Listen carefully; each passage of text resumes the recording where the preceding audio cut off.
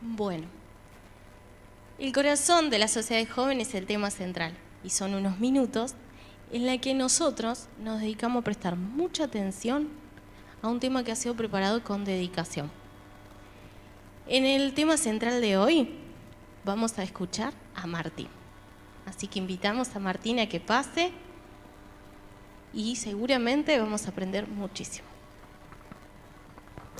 Bien, veamos si este aparatejo funciona. Parece que sí. Entonces lo van a poder seguir usando de ahora en más. La escuela sabática, para hoy, la sociedad de jóvenes, para hoy me acercó a un tema muy interesante, o al menos a mí me parece interesante. El cristiano ante la fe, muchas gracias. El cristiano ante la fe y la razón. ¿Y por qué hablar un poquito de este tema? ¿Bajar un poquito el volumen? Bien. El tema es el siguiente. Yo tengo fe. Y esa fe tiene pruebas a través de la razón, o yo razono hasta llegar a la fe.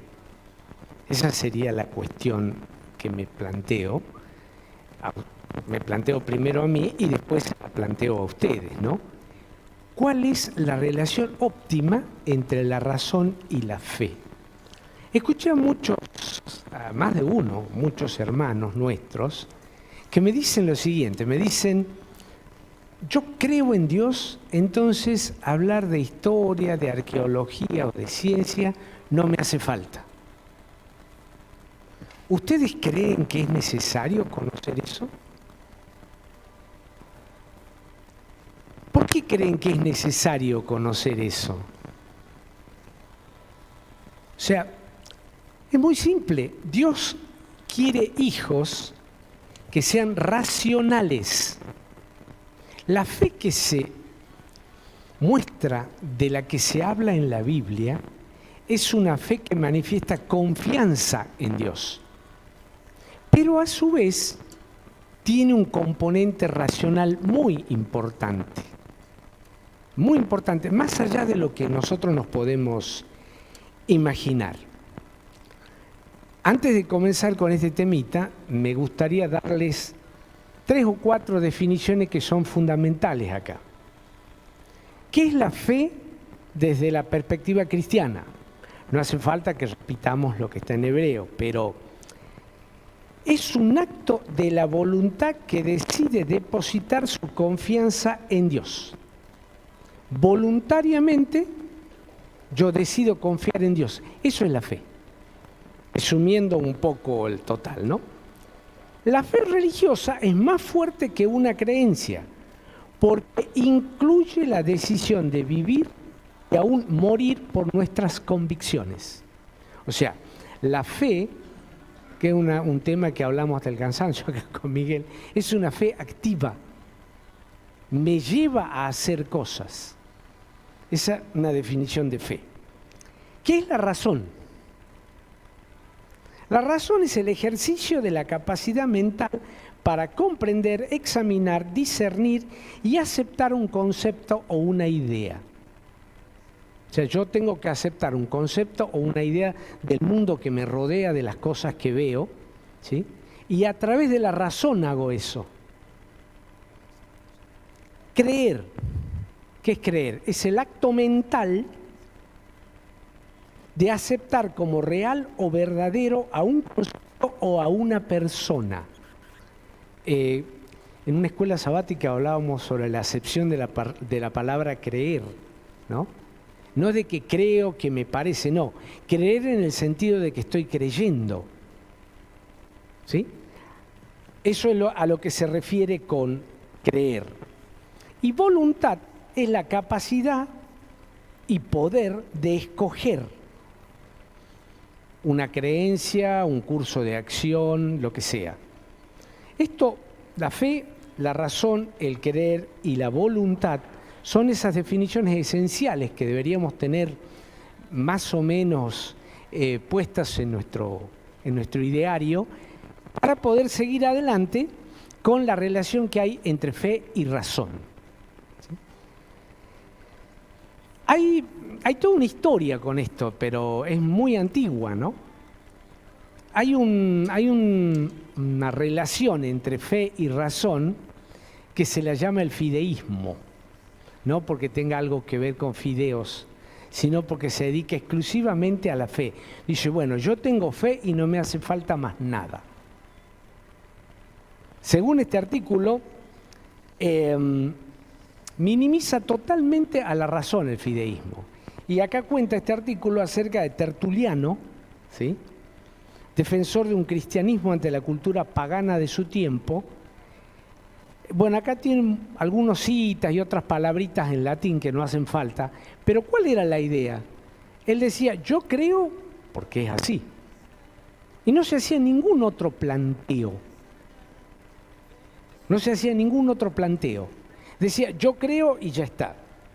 Obviamente, esta posición es muy fácil de ser criticada o rebatida por gente que no cree. ¿Sí? O sea, o por otras personas que no tienen, ¿no?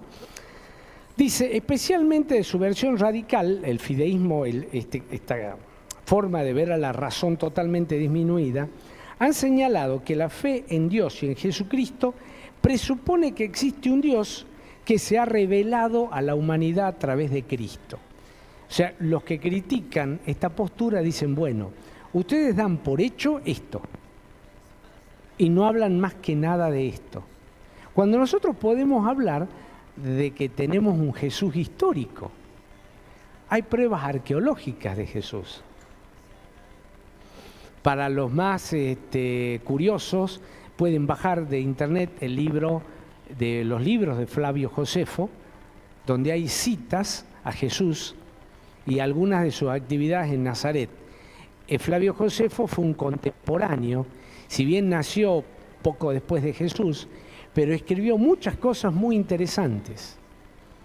Si tienen algún momento y pueden bajar estos libros, están a disposición de cualquiera. El otro punto es el racionalismo extremo, ¿sí? La creencia esta de fe absoluta, radical, fue cambiando y alrededor del siglo XIV, al siglo XVI, fue el afianzamiento de esto. Y empezaron a aparecer una serie de personajes que negaban la existencia de Dios, como Friedrich Nietzsche, Karl Marx, Sigmund Freud, etc.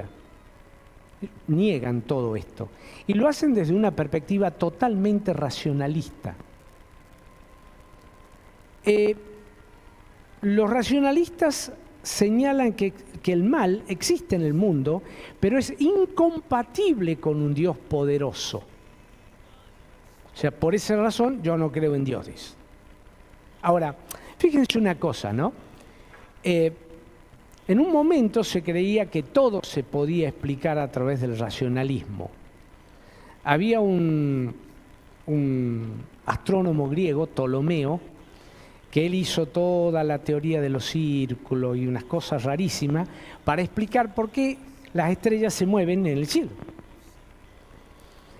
Cuando un rey español, Alfonso X el Sabio, estudiaba estas cosas, hizo un comentario, no sé si será cierto, y él decía que si Dios le hubiera pedido consejo a él, le hubiera dicho que haga algo más simple. Bien. Al poco tiempo apareció Copérnico con la idea esta, no, el Sol está quieto y lo que gira es la Tierra. Es una forma más fácil de explicar todo lo que vemos que se mueve. Después apareció un tal Kepler y con una serie de observaciones que ya venían de antes, él hizo toda una historia de la mecánica celeste con algunas ecuaciones que después fueron corroboradas por Newton, el que descubrió la ley de gravedad. O sea, hay cosas que comienzan a aparecer dentro de ese racionalismo que nos van haciendo cambiar de visión, porque el racionalismo absoluto no puede explicar todo. Sería aburrirlos más todavía sobre algunos conceptos científicos, ¿no? El racionalismo trata de explicar todo, no solo racionalizando, sino dice, bueno, vamos a hacer un experimento. Si el experimento es repetible, vale, pero hay cosas que no se pueden experimentar. ¿Alguien podría repetir las condiciones de la creación? ¿Alguien podría repetir las condiciones en que se creó la vida en la Tierra? Bien. Hay otros que vinculan la razón y la fe desde un punto de vista separado. Dicen, la razón es para las cosas científicas y la fe es para la metafísica y para lo espiritual y para todo lo humanista. Esa separación, esos dos compartimentos, no nos sirven a nosotros, porque la fe que está en la Biblia es una fe que abarca todo y una razón que abarca todo, no solo fe. Entonces, el artículo nos plantea que la fe, entre la relación entre fe y razón es una sinergia, que es una sinergia. Nos enseñaron en la escuela que si yo pongo dos cantidades, 3 más 5 igual a 8, la suma algebraica. Hay procesos físicos que si yo logro sumar cosas a través de algo más, voy a obtener mucho más que la parte. Si yo tenía 8, voy a tener 12, por un proceso que se llama sinergia.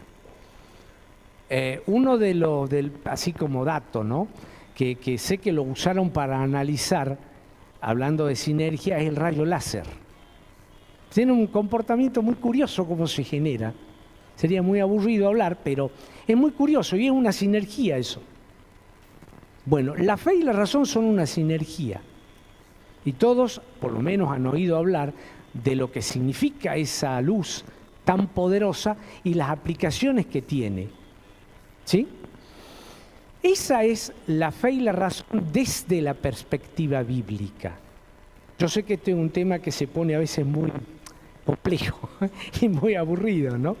Y acá hay una serie de puntos que nos van permitiendo comprender un poquito esto. Yo quería llevarlos a Proverbios capítulo 9, versículo 10. Esto es lo que busca la relación entre fe y razón, la Biblia. ¿Qué dice el libro de Proverbios en el capítulo 9, en el versículo 10? Sí, si lo tienen, por favor.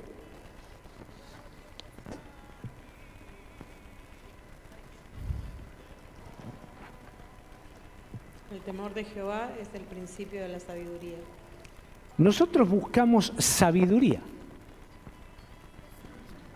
Y para el concepto israelita del Antiguo Testamento, la religión, la fe, abarcaba todo, abarcaba lo religioso, lo espiritual y lo material.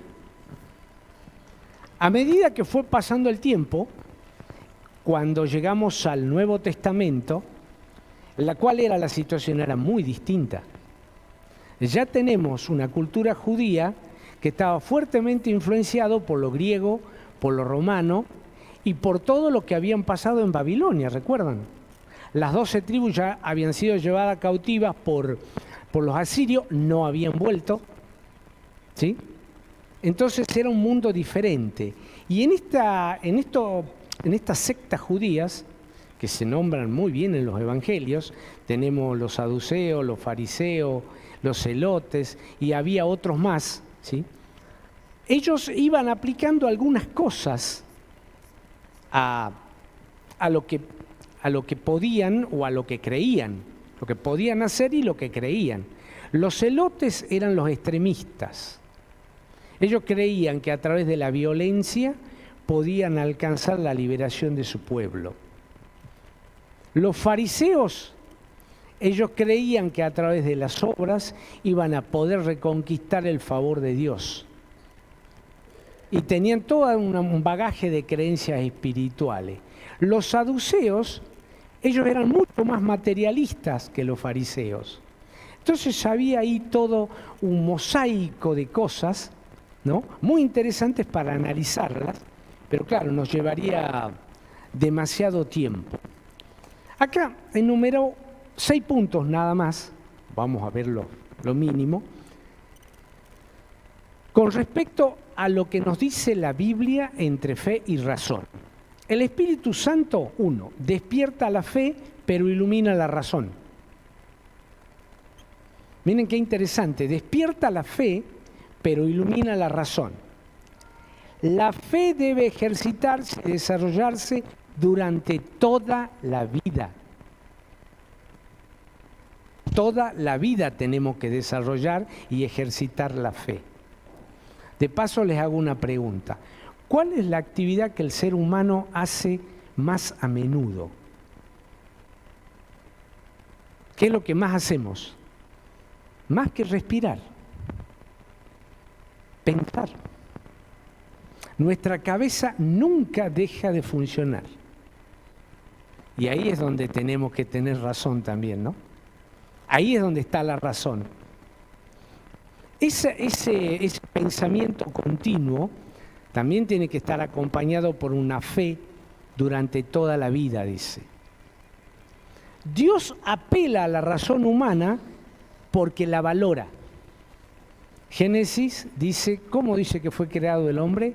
A imagen y semejanza de Dios. Y ese texto dice, varón y mujer los creó. Y Dios valora el razonamiento del género humano, lo tengamos clarito, tanto de chicas como de chicos. Digo chicas y chicos porque así me hago más joven nada más. Ese era todo. Cuarto, Dios provee evidencias suficientes para que podamos creer y confiar en Él. Creer en Dios y confiar en Dios. Cada uno tiene una experiencia personal acá. Cómo llegó a Dios, cómo vio a Dios. Y cada uno ha recibido por parte de Dios lo que necesitaba para creer. ¿Sí? Y también le ha llegado lo que necesitaba desde el punto de vista de la razón. A algunos le habrá llegado más, a otros le habrá llegado menos.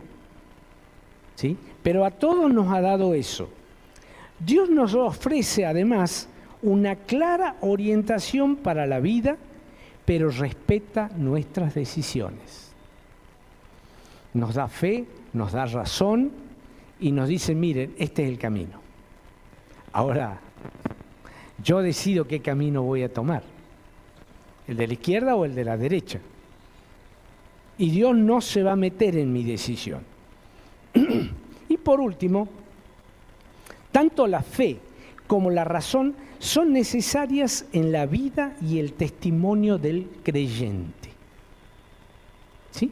Estos 6 puntos podemos desarrollarlo con fundamento bíblico, ¿sí? Es la relación que hace la Biblia entre fe y razón. Claro, pero acá muchos me preguntarán, ¿y qué hago con las dudas? Porque yo en lo personal tengo algunas dudas y cada uno tendrá un grupo de dudas. Sobre todo los que están en un ambiente donde están siendo bombardeados continuamente. Los estudiantes, ya sea en la universidad o en la secundaria, en el trabajo, o las amistades, o con quien nosotros nos vinculamos. Nos dicen, bueno, vos sos un creyente, por eso no tomás ningún criterio científico. Y por favor, no se confundan. El hecho que uno sea un creyente y se declare creyente, no significa que uno no acepte los criterios científicos. Porque entre ciencia y fe hay una estrecha relación. Hay cosas que no podemos responder, pero hay otras cosas que sí. Todo lo que observamos, todo lo que vemos, ¿sí?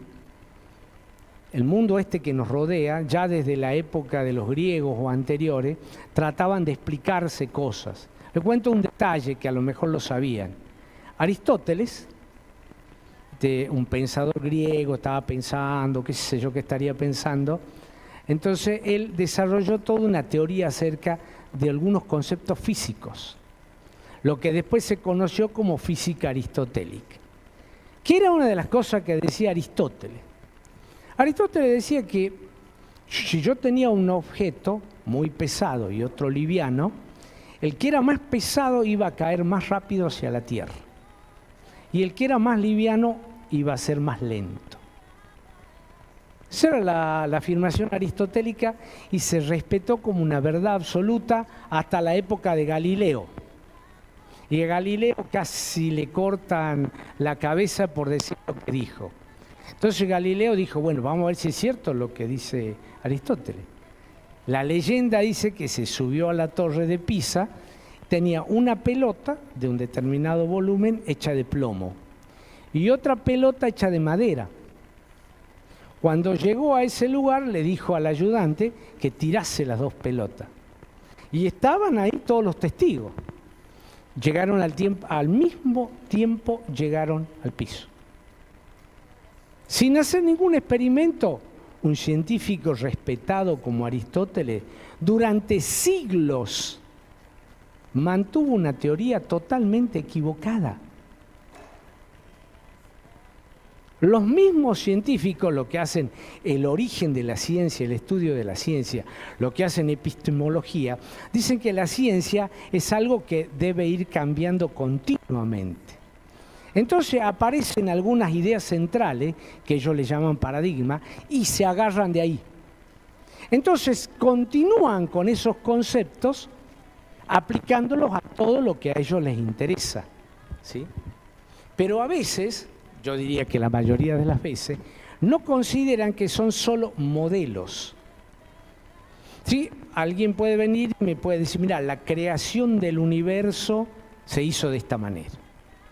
¿Sí? Entonces comienzan a hablar del Big Bang y capaz que algunas cosas de las que dicen tienen algún punto totalmente cierto, ¿no? El hecho que de un punto aparezca todo, maravilloso, es realmente un evento sobrenatural. Porque los racionalistas dicen que no existen los eventos sobrenaturales. Nosotros sí creemos en los eventos sobrenaturales. Cristo hizo milagros, cosas que van más allá de la razón. ¿Sí? Y tratan de explicar algunas cosas. Esta semana en la escuela sabática estudiábamos el tema de los muros de Jericó. ¿Sí? Ustedes imagínense una ciudad toda amurallada. Y algunos tratan de explicar la caída de los muros a través de la resonancia. La cantidad de energía que se necesita para romper un muro supera la onda de choque que se podría haber generado. Dios se encargó de hacer una obra sobrenatural porque era necesario en ese momento. Cuando hace falta algo, Dios lo hace de una manera natural o sobrenatural. Eso es a todo lo que nos está apuntando este tema de razón y fe desde la Biblia, ¿no? Primero, recordemos que Dios y la verdad son sinónimos. ¿Qué es lo que dijo Cristo? Yo soy la verdad y la vida. O sea que Dios y verdad es lo mismo. Otra cosa, la Biblia no pretende contener todo. Vamos a hacer no estoy diciendo que la Biblia no es autoridad. Es la máxima autoridad que tenemos porque es la palabra de Dios. Pero en la Biblia no está todo lo que a lo mejor quisiéramos preguntar.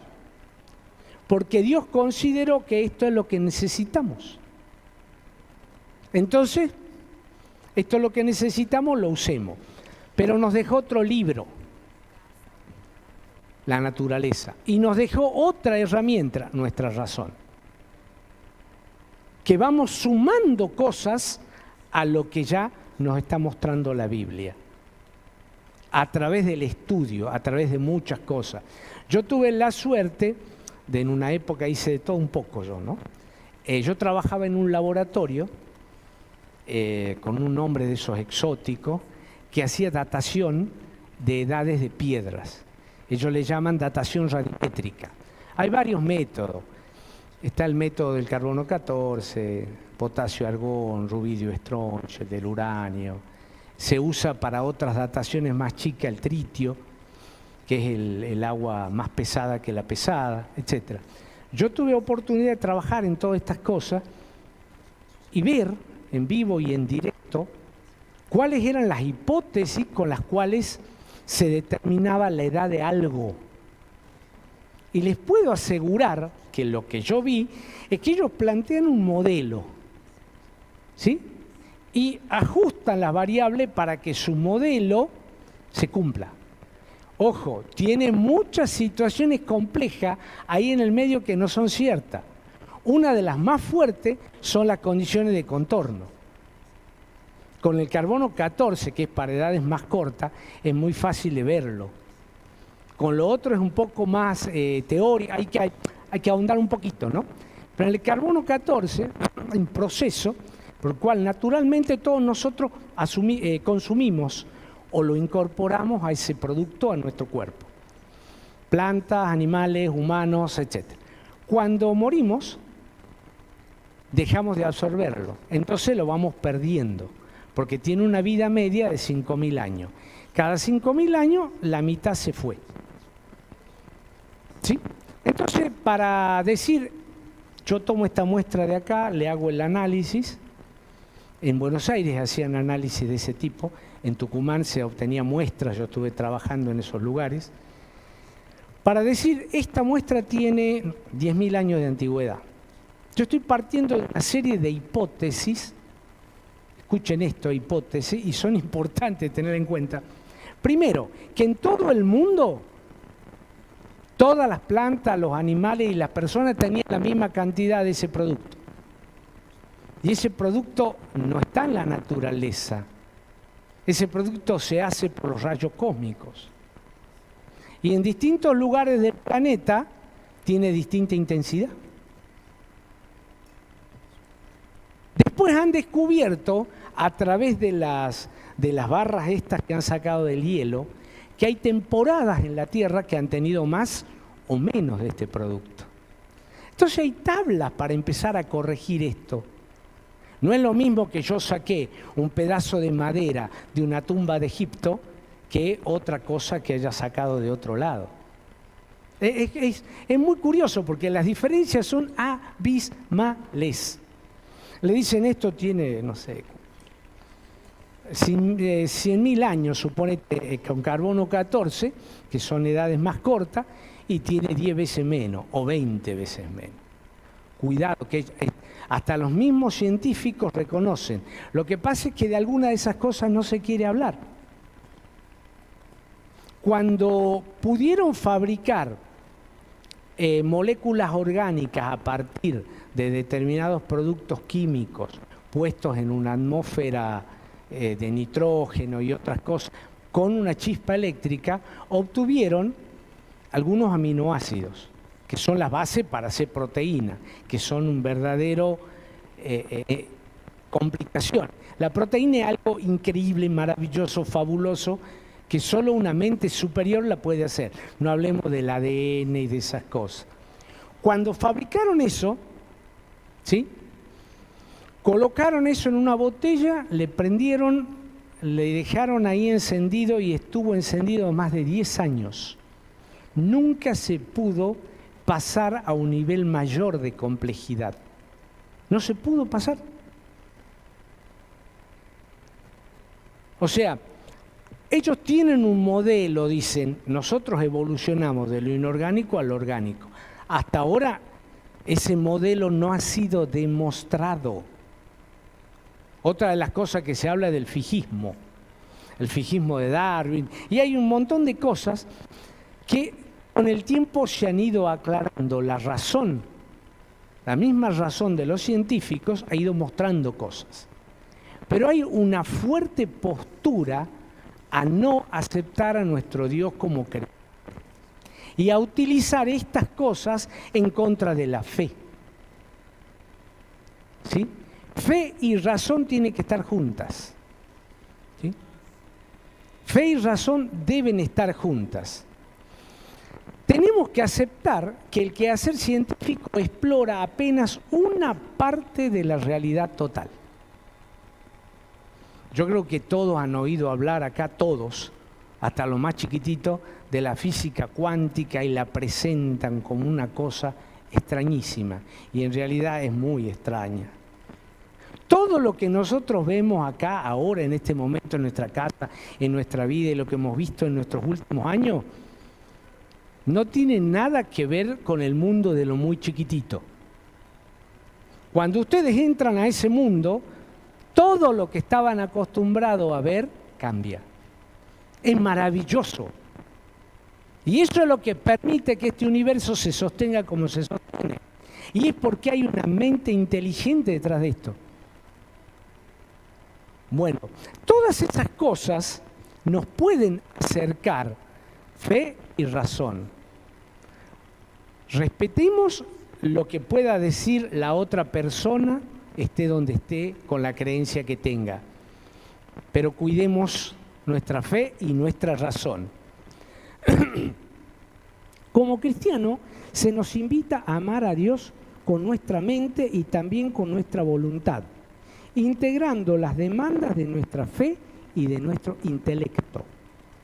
Para el creyente intelectual no hay incompatibilidad entre una fe sólida y los estudios profundos, entre una vida piadosa y el pensamiento crítico, entre la vida de fe y la vida de la mente. Dice que no debiera haber ninguna incompatibilidad. Para crecer en estas dimensiones, fe, intelecto y voluntad, debemos ahondar cada día nuestra amistad con Dios y fortalecer nuestro compromiso con la verdad. Él confía que en vista de las evidencias que poseemos, ¿escucharon? Evidencias que poseemos, sabremos vivir como cristianos fieles y ser capaces de tomar decisiones inteligentes. Recuerden que las decisiones son nuestras. ¿Sí? Nila escuchaba recién acerca del poder de la oración, ¿no? Y de las oraciones que ella ha hecho por el nieto. Ella tomó la decisión de orar por el nieto. No es poca cosa, Joan. La decisión de ir por el camino derecho o por el camino izquierdo tampoco es poca cosa. Desde que nos levantamos hasta que nos acostamos tomamos decisiones. Y estamos continuamente pensando.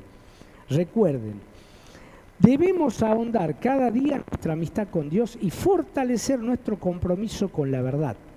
Él confía que en vista de las evidencias que poseemos, sabremos vivir como cristianos fieles y ser capaces de tomar decisiones inteligentes. Tengo un video grabado, no sé si lo conocen a Claudio Godard.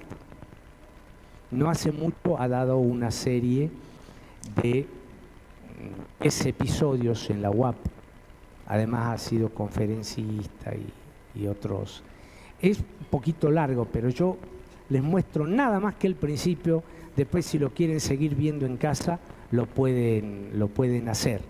Él es de origen chileno, obviamente de la Iglesia Adventista.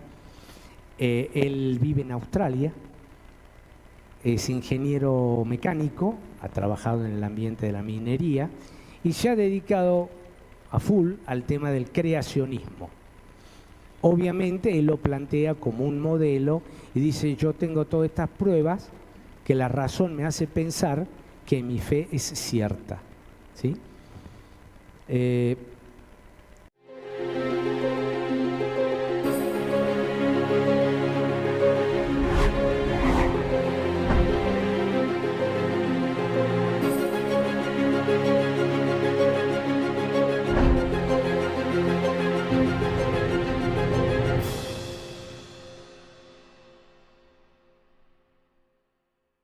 Hola amigos, es un gusto encontrarnos nuevamente acá en un programa para comentar sobre creación.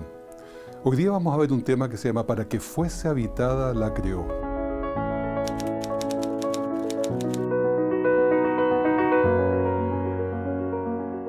Carl Sagan llamó a la Tierra una vez un punto azul pálido o una partícula de polvo suspendida en un rayo de sol.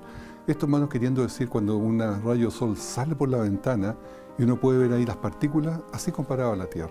Es decir, algo prácticamente insignificante. Y ese era el sentido. Lo mismo que Richard Dawkins la llamó una partícula milimétrica en la grandeza del continuum infinito. También viendo a la Tierra como algo común, algo que era una más de millones, y el Sol, un Sol común, ordinario, sin ninguna cosa especial. Bueno, ese era el pensamiento de ese momento. Quiero comentarles un versículo bíblico que siempre lo uso. En efecto, pregunta por favor a los animales y te enseñarán, y a las aves del cielo te lo informarán, o habla a la tierra y te enseñará, y los peces del mar te lo contarán. ¿Cuál de todos ellos no sabe que la mano de Jehová ha hecho esto? Esta vez le corresponde a la tierra hablar. ¿Y por qué la tierra nos va a enseñar cosas? Porque la tierra tiene muchas características que nosotros podemos hoy día leer. Con el avance científico hemos podido entender cosas que antes no se entendían. Todos los otros animales, las aves, las bestias y los peces, ciertamente también nos sirven para darnos a conocer la maravilla de la creación biológica. Pero en este caso vamos a hablar de la Tierra en específico. Dice el doctor Michio Kaku, que es un físico teórico y futurista, es muy sorprendente descubrir cuántas de las constantes del universo que no son familiares están en una estrecha banda que hace la vida posible. Si una sola de estas fuese alterada, nunca se formarían las estrellas y el universo se esparciría, el ADN no existiría, la vida como la conocemos sería imposible. Todo el universo está sintonizado extremadamente fino para permitir la vida. Si no, no habría simplemente vida, ni plantas, ni química. Cada constante está sintonizada dependiente de otra. Sin embargo, estas constantes y valores no están determinados por las leyes de la naturaleza. Es como si tuviéramos una gran sala de control, de un satélite que va a ser mandado al espacio, donde tenemos muchas variables que hay que controlar, que hay que ajustar finamente para que ese viaje sea adecuado. Y todas esas constantes físicas son justamente todos esos ajustes que deben ser perfectos para que esa nave pueda llegar a su destino. Así es justamente lo que sucede con el caso de la Tierra. Por ejemplo, una de ellas, la gravedad. La fórmula para la gravedad muestra las dos masas que se están atrayendo dividido por el cuadrado de la distancia que las separa. Pero también hay un factor G. Ese factor G es la constante gravitacional, fijada independientemente de otros factores. Esa constante no puede variar, sino algo más que 1 dividido por 10, seguido por 60 ceros. Si eso sucediese, si variase esa pequeña cantidad, ninguno de nosotros existiríamos.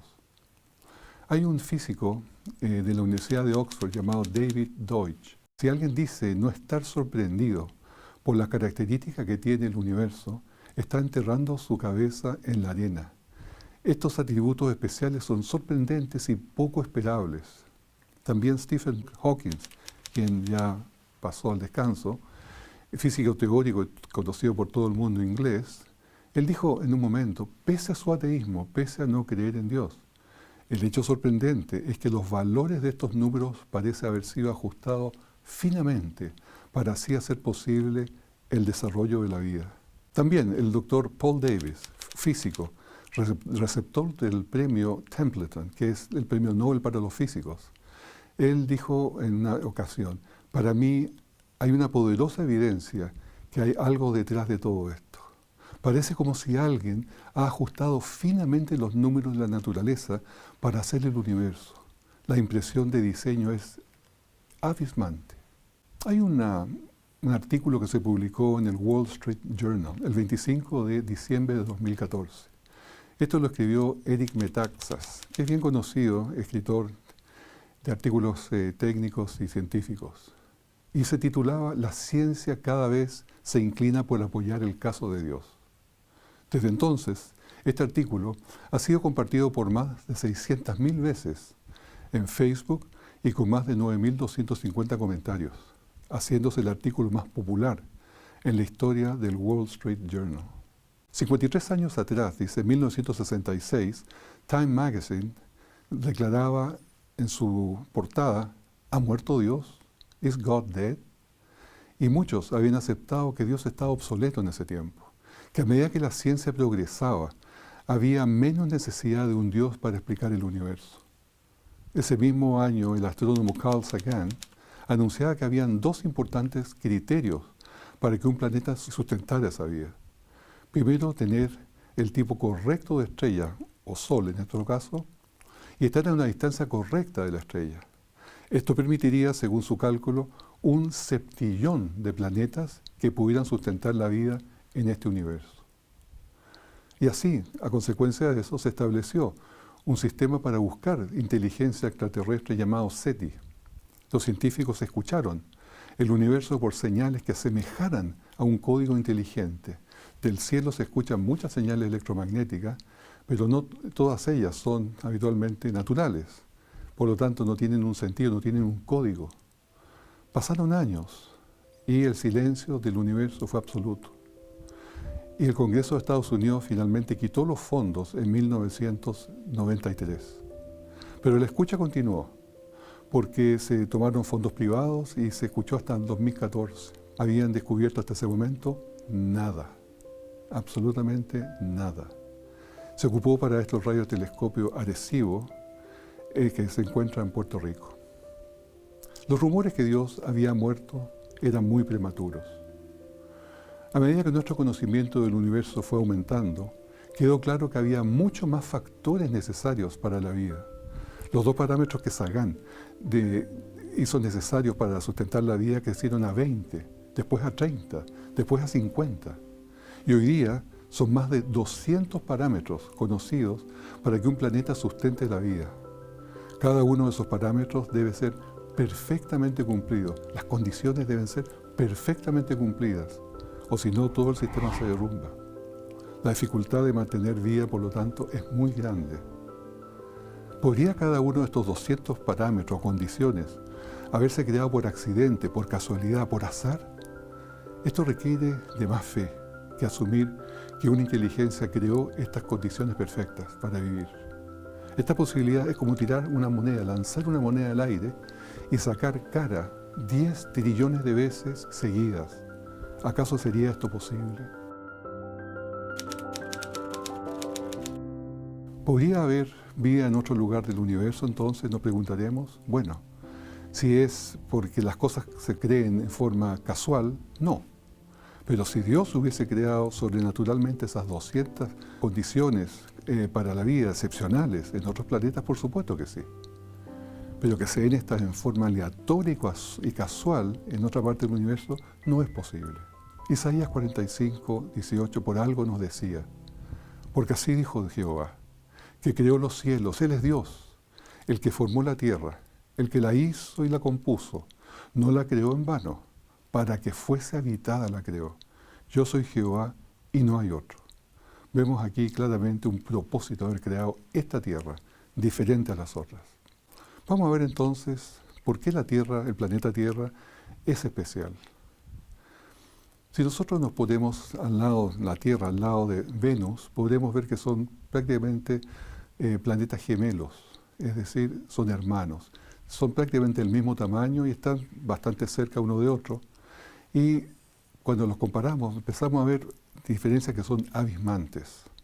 Por ejemplo, nosotros tenemos una atmósfera de oxígeno, de nitrógeno, de CO2 y otros componentes, pero principalmente de oxígeno y nitrógeno. Ellos tienen una atmósfera de CO2. Nuestra presión en la superficie es de una atmósfera. Ellos tienen 92 atmósferas. Y deje contarles qué es lo que pasó con esto. Cuando se mandaron las primeras sondas rusas, veneras, hasta el planeta Venus, se encontró que estas sondas reventaban. Igual que un submarino puede reventar debajo del agua. Y así pasó que mandaron una, después otra, hasta que finalmente mandaron una suficientemente reforzada como un submarino, y esa sonda finalmente llegó a la superficie. ¿Qué pasaba? La presión era muy alta y no la habían comprendido bien eso. La cosa es que en la superficie de Venus hay 92 atmósferas. Es como bajar en un submarino o bajar bajo el agua 1000 metros, que es una presión enorme que a nosotros nos destruiría. La temperatura en la superficie también era de 467 grados centígrados, absolutamente imposible para la vida, cuando nosotros tenemos unas temperaturas agradables. Las lluvias que tenían en Venus eran de ácido sulfúrico, que Venus no tenía campo magnético, y giraba Venus hacia el oeste, cuando la Tierra gira hacia el este, es decir, giran para lados opuestos. Y esto es muy importante porque cuando se considera la teoría tradicional de que todos los planetas y el Sol se formaron de una nube que estaba dando vuelta de polvo, esta nube de material giraba al mismo lado a gran velocidad y todos los planetas debieron ser formados y girados para el mismo lado.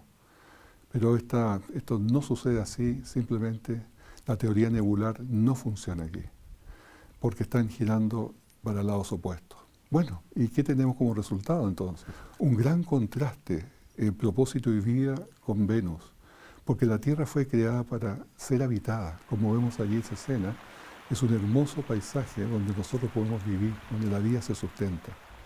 1 Corintios 15:10 dice que hay cuerpos celestiales y hay cuerpos terrenales, pero una es la gloria de los celestiales y otra la de los terrenales. Aun cuando los cuerpos celestiales sean hechos de los mismos materiales químicos básicos, el planeta Tierra es el único en su complejidad y propósito.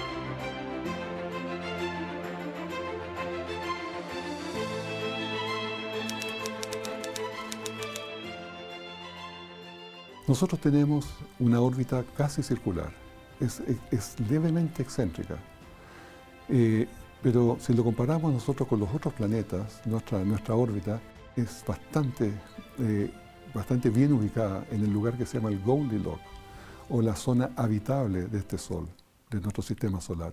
El otro planeta que está en esa misma zona es Marte, nada más. Solamente los dos estamos en esa zona habitable. Esta posición nos permite tener una temperatura promedio de 15 grados centígrados. Los otros planetas, Venus, 467 grados, habíamos dicho. Mercurio, 430 grados centígrados, que está más cerca del Sol. Marte, que ya está un poco más lejos, menos 50 grados centígrados. Júpiter, menos 130, Saturno, menos 185 y Urano, menos 200 grados centígrados. Sin duda, no se puede tener vida allí, en ninguno de ellos. Todos los planetas están desordenados y vacíos, y solamente nosotros tenemos un planeta perfectamente organizado. Como decía, a la distancia correcta del Sol, 149 millones de kilómetros, más o menos 2%. Justo lo necesario para estar en esa zona habitable. Y esto gracias a la ley de gravedad y todas estas constantes universales que son absolutamente fijas. Si tuviésemos solamente un 5% más cerca del Sol, haría hervir los mares y se evaporarían. O si estuviésemos un 5% más lejos del Sol, los mares se congelarían.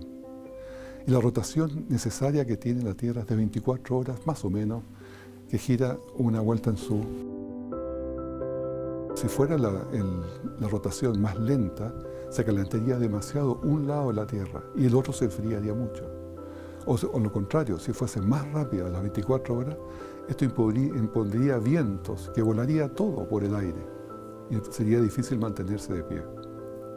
También tenemos un maravilloso campo magnético, que es mucho más que para manejar una excursión con un niño con una brújula. el campo magnético nos protege de los rayos cósmicos del Sol, porque los rayos cósmicos del Sol son disparados por el Sol con gran velocidad. Y estos vientos solares podrían hacer a nosotros un gran daño en nuestro ADN si es que no tuviéramos esta pantalla protectora que es el campo magnético, que los rayos del Sol ahí simplemente se detienen o se filtran y pasan muy poco. Las comunicaciones afectan las líneas de transmisión eléctrica y así los equipos electrónicos también son afectados por estos rayos solares si es que no tuviésemos nosotros esta gran pantalla, esta gran defensa que es el campo magnético. Venus no la tiene. También los cinturones de Van Allen, que está también en relación con el campo magnético. Son especies de donuts que están rodeando la Tierra y con una gran cantidad de partículas cargadas magnéticamente. Y estas son altamente energéticas, por lo tanto nos protegen de las partículas de alta energía provenientes del Sol. El 8 de octubre del año 2013, una explosión en la superficie del Sol que envió una onda explosiva supersónica de viento solar bombardeando Mercurio y Venus, y después vino la Luna y después se dirigió a la Tierra. Y la onda de choque golpeó masivamente el campo magnético terrestre, dejando un pulso magnético alrededor del planeta. Foster, científico, lo describió como un golpe de mazo a la barrera protectora. No la traspasó, sino que rebotó. ¿Qué pasaría si estos cinturones Van Allen no existieran? Si todas estas partículas de alta energía llegaran a la Tierra, pueden freír un satélite, simplemente a nosotros, a nuestras moléculas de ADN, las destruirían. Y esto significaría, después de siglos y milenios, simplemente que la vida no habría continuado como la tenemos hoy día en este planeta. El campo magnético de Marte, por ejemplo, es 40 veces más débil que el de la Tierra. Por lo tanto, me hago la pregunta, ¿podrá instalarse el hombre en Marte en esas condiciones? Tendría que estar protegido de esos rayos cósmicos permanentemente. No tendría una vida como la que tenemos aquí en la Tierra, protegidos por ese campo magnético. La atmósfera terrestre. También la atmósfera terrestre tiene un diseño exquisito. Aquí podemos ver una foto donde se ve esa capa celeste. Esa es la atmósfera. Es muy delgada, pero eso permite tener la gravedad suficiente de la Tierra para atraer esa atmósfera y sostener esta atmósfera delgada que da la presión atmosférica necesaria para nosotros, porque si no sería inadecuada para la vida. Pero aquí va todo en conjunto. El tamaño de la Tierra que permite y atrae esta pequeña atmósfera que a su vez produce la presión necesaria para nosotros. Está todo en conjunto. Si nosotros tuviéramos un tamaño más grande de la Tierra, habría más hidrógeno en esa atmósfera, por lo tanto sería parecido a Júpiter o a Saturno. No serviría para la vida. El aire atmosférico también es una maravilla, cómo está el grosor, la composición que tiene. El oxígeno, por ejemplo, si fuera más de 21% sería tóxico y causaría incendios en todas partes. Ahora, si fuera menos, simplemente no podrían respirar nuestras células. Si el CO2 tuviera más del 0,03%, sería imposible la vida animal y humana. Pero si fuera menos, no habría vida vegetal porque no habría fotosíntesis. Entonces está en su lugar exacto. La luz del Sol también es muy especial. Nosotros estamos sujetos al espectro electromagnético que nos llega de todas partes. Pero el Sol nos da la luz visible, una luz muy, muy especial en un sector muy determinado de este espectro electromagnético. La luz visible ocupa muy pequeño espacio. También tenemos la luz ultravioleta y la luz infrarroja, que están a ambos lados. Esa es la luz que nos da nuestro Sol. Ahora, la luz solar es la mejor de todas para tener un espectro visible, para que podamos separar los colores bien. Y así nuestra vista se acostumbra a este tipo de luz solar, porque esta es la que realmente reproduce bien los colores y nos permite ver bien las imágenes. Y también nuestra atmósfera filtra esa luz y cuando pasa por la atmósfera baja su intensidad, pero justo en el rango de nuestra luz visible. Así que el Sol es perfecto, está como hecho a la medida de la necesidad humana. Deben satisfacerse dos precondiciones primero. Primero, la atmósfera debe ser transparente. De todos los planetas que tienen atmósfera, solamente la Tierra tiene una atmósfera transparente. Y debe permitir, por lo tanto, esa atmósfera que pueda penetrar la luz ultravioleta y también hacer con ello la fotosíntesis de las plantas. Segundo, hay una porción de radiación infrarroja que es la que es absorbida por la Tierra y a su vez retenida en la atmósfera y calienta la Tierra. Y esto es muy importante porque impide el congelamiento del agua y anima a los átomos a vivir, a tener vida, a hacer química, a permitir la vida en la superficie de la Tierra. ¿Qué pasaría si nuestra atmósfera absorbiera en una región diferente, si se corriera el espectro electromagnético, digamos, hacia la derecha? Imaginemos un pequeño cambio. Aquí simplemente pasaría muy poca luz visible y posiblemente nada de ultravioleta. Si no hay luz ultravioleta, no habría fotosíntesis, sería imposible. Por lo tanto, el mundo sufriría un efecto invernadero. Sería caluroso, como Venus, porque nuestro aire absorbería toda la radiación infrarroja del Sol. Y al contrario, también al tener demasiada luz infrarroja, se calentaría todo este ambiente. En tal escenario no podría sobrevivir vida basada en carbón, como la nuestra. Y ciertamente seres que respiran aire como nosotros. Existe un ajuste fino antrópico que se llama. Esto significa que la física moderna ha revelado que hay evidencias, que hay un diseño inteligente en cada fibra del universo. Desde el año 1960 los físicos han reconocido que las condiciones iniciales y las leyes constantes de la física están finamente calibradas, aún pequeñas alteraciones en los valores de factores independientes, tales como la velocidad de la expansión del universo, la velocidad de la luz, la fuerza gravitacional exacta o la atracción electromagnética, harían la vida imposible, una pequeña variación en ellos. Los físicos se refieren a estos factores como coincidencias antrópicas y la afortunada convergencia es el ajuste fino del universo. La Tierra tiene justo lo necesario. La duración de la noche exacta para poder descansar y reconstituir fuerzas y el día para poder ejercer nuestro trabajo. El aire, 21%, fantástico. Y eso permite, por lo tanto, una estabilidad en nuestra respiración. Gracias a la fotosíntesis, porque la fotosíntesis regala el oxígeno, devuelve el oxígeno a la atmósfera y mantiene, por lo tanto, ese equilibrio. También debemos recordar que el 70% del oxígeno de la fotosíntesis proviene del plancton marino, del mar. Así que no todo es responsable de los bosques, también el mar tiene su parte. El universo es muy hostil para la vida. Nuestro hogar nos protege para poder vivir felizmente. El agua en la Tierra es única. Tenemos 15 grados centígrados de promedio de temperatura en la superficie de nuestra Tierra. De hecho, es el único planeta que tiene agua líquida. ¿Por qué? Porque justamente tiene los 15 grados centígrados promedio. Porque eso permite el agua líquida. Y el agua líquida permite otra maravilla, permite la vida. Lo cual es fantástico, porque nuestro planeta, en ese sentido, es el único que puede sostener vida. El agua no se puede condensar cerca del Sol. ¿De dónde salió tanta agua? El 70% de todo el globo está cubierto por agua. Y esto permite regular la temperatura, que esté pareja entre día y noche. Así tenemos diferencias más o menos 20 grados nosotros entre día y noche en todo el mundo. Pero Marte, por ejemplo, que no tiene agua, tiene diferencias de 100 grados centígrados entre día y noche. También, ¿se han fijado ustedes que cuando el agua se congela, se expande, por lo tanto flota? Y esto también es una maravilla, porque cuando pasa eso, contrario a todo el resto de los elementos, significa que cuando el mar se congela, queda arriba la placa de hielo y no se hunde. Por lo tanto, si se hundiese, mataría a todos los seres vivientes que están debajo del mar o de los ríos o de los lagos. Según la teoría tradicional, ¿de dónde vienen los océanos de la Tierra?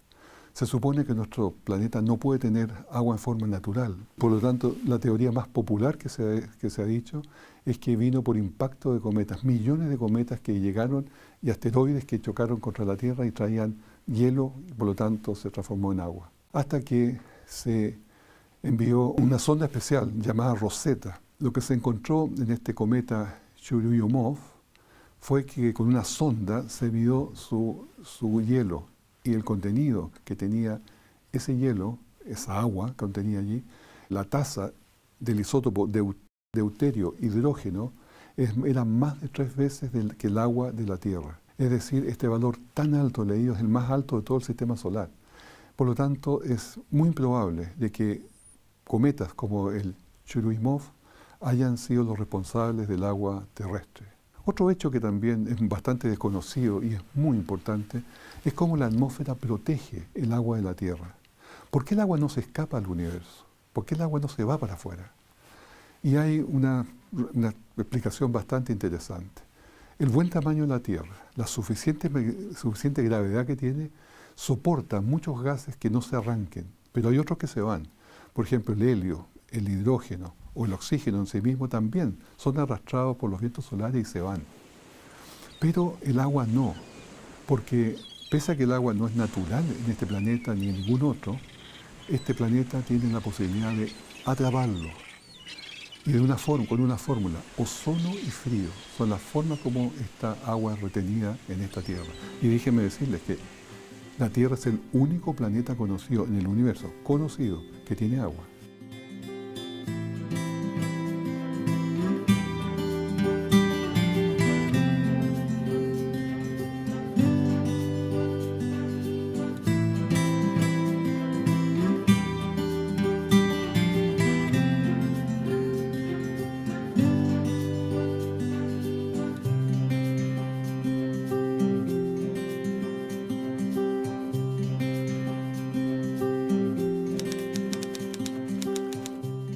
Hay tres formas de perder el agua. Uno es el viento solar que arrastra, pero nosotros tenemos el campo magnético para protegernos. Segundo es un campo eléctrico y el tercero es la fotólisis. El campo eléctrico, podemos ver en la imagen, la Tierra tiene un pequeño campo eléctrico.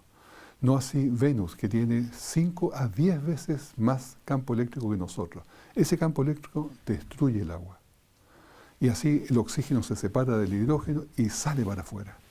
También la otra forma es la luz ultravioleta, porque el agua y la luz no se mezclan.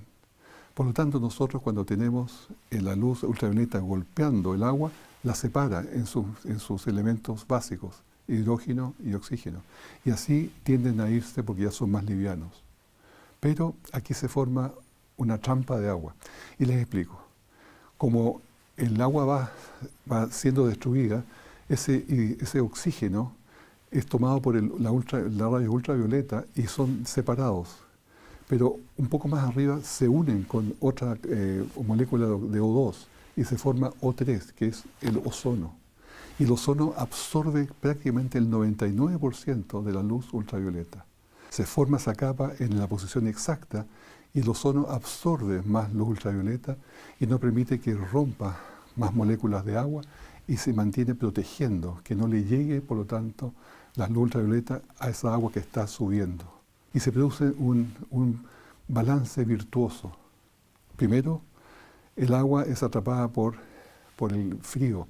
Cuando va subiendo hasta la troposfera, el agua empieza a enfriarse a tal punto de que simplemente no puede llegar más allá y se cae como lluvia. Y estas son las nubes que se conocen como las cumulus nimbus, nubes de mucha acción, de mucha actividad, muy violentas, y estas normalmente están devolviendo el agua hacia la Tierra. Y así también el ozono también nos protege de los rayos ultravioletas que son dañinos. Por eso que se dice tanto a veces que la capa de ozono ha sido destruida, por lo tanto vamos a tener más radiación. Efectivamente es así, pero es otro tema. También tenemos otra gran bendición en esta tierra, biodiversidad. Una gran cantidad de animales, una gran cantidad de plantas, una gran cantidad de animales vivos que nos están dando todo un equilibrio. También nuestros astros que nos rodean son muy amables. Y tenemos, por ejemplo, el Sol, que es un Sol tranquilo, maravilloso, que nos da justo la luz que necesitamos, justo el calor que necesitamos, porque si tuviésemos una enana roja o una gigante roja como Sol, estas son muy inestables y lanzan tremendas llamaradas a sus planetas y les arrancan la atmósfera. O si no tuviéramos vecinos, como tenemos estos vecinos amables, yo les llamo los matamoscas, que son simplemente grandes masas que atraen aquellos asteroides, aquellos meteoritos que podrían venir en nuestra dirección. Si no estuviesen ellos alrededor, tendríamos 1000 veces más impactos de estos asteroides. También tenemos una luna que está en su posición exacta, a su distancia exacta, y nos da y nos mantiene, nos estabiliza estos 23,5 grados de inclinación de la Tierra, la cual regula el clima. El clima es necesario. Génesis 8:22 también así lo afirmaba. Mientras la tierra exista, dice, habrá siembra y cosecha, frío y calor, verano e invierno y días y noches. También la ubicación correcta de nuestra Tierra en la galaxia es una cosa muy importante, porque estamos habitando nosotros entre brazos. Si estuviésemos metidos dentro de un brazo no tendríamos la visión del universo. También estamos suficientemente lejos del centro, que es muy radioactivo.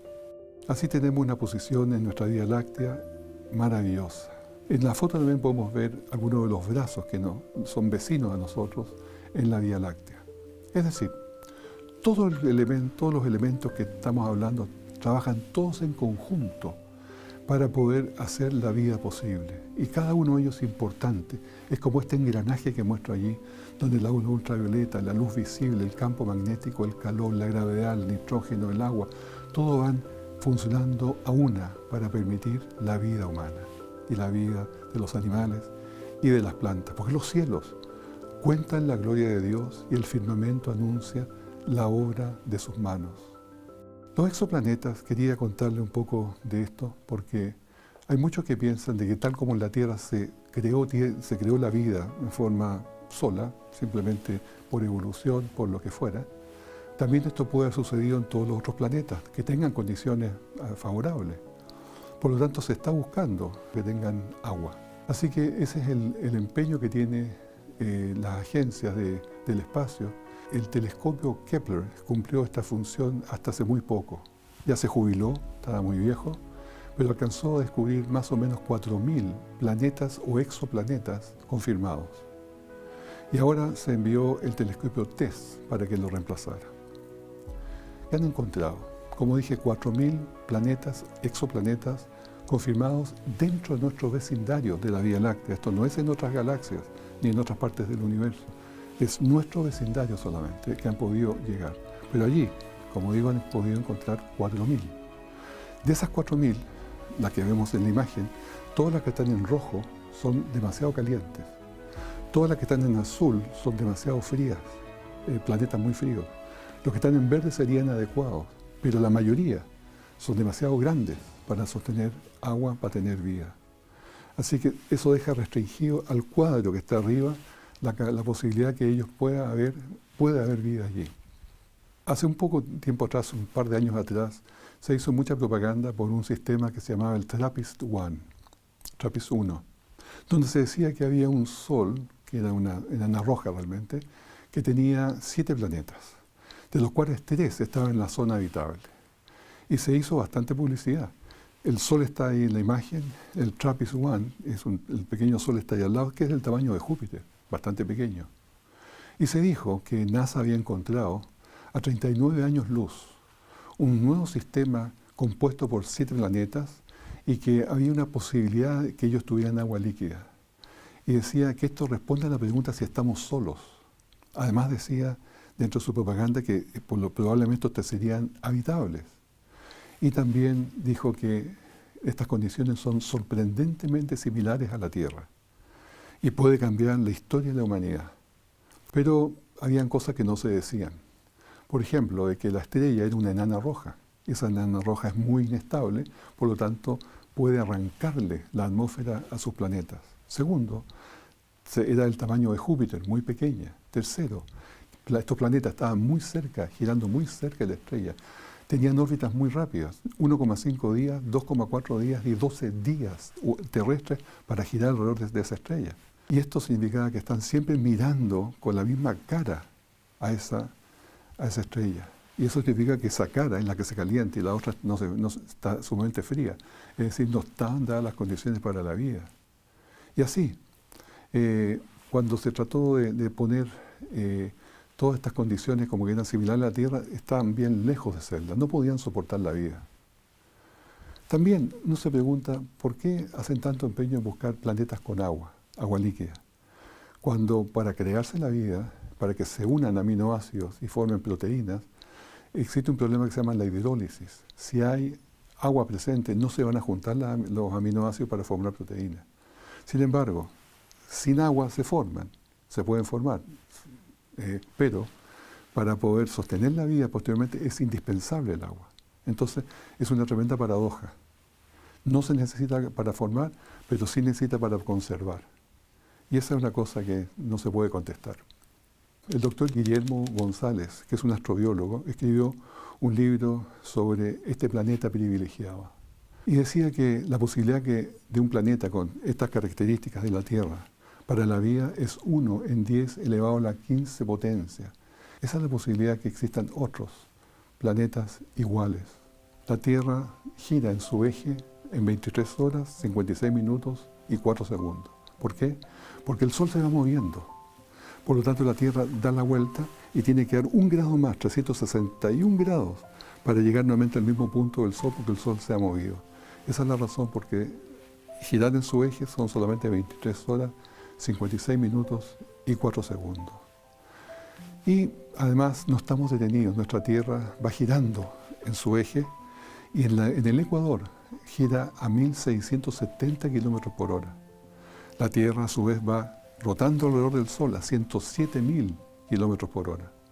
Y el Sol va moviéndose alrededor de la galaxia a 828.000 kilómetros por hora. Y la galaxia alrededor de su sistema clúster a 2,1 millones de kilómetros por hora. Nada está detenido acá. Todo se está moviendo, todo tiene un mecanismo maravilloso creado por un Dios fantástico. Y un día, recuerden, emite palabra a otro día. Y una noche a otra noche declara sabiduría. Salmos 19:2 nos dice eso. Así es como tenemos nosotros una tierra maravillosa, hecha para habitar, hecha para que nosotros seamos felices y podamos reconocer a ese Creador maravilloso que hizo todo esto.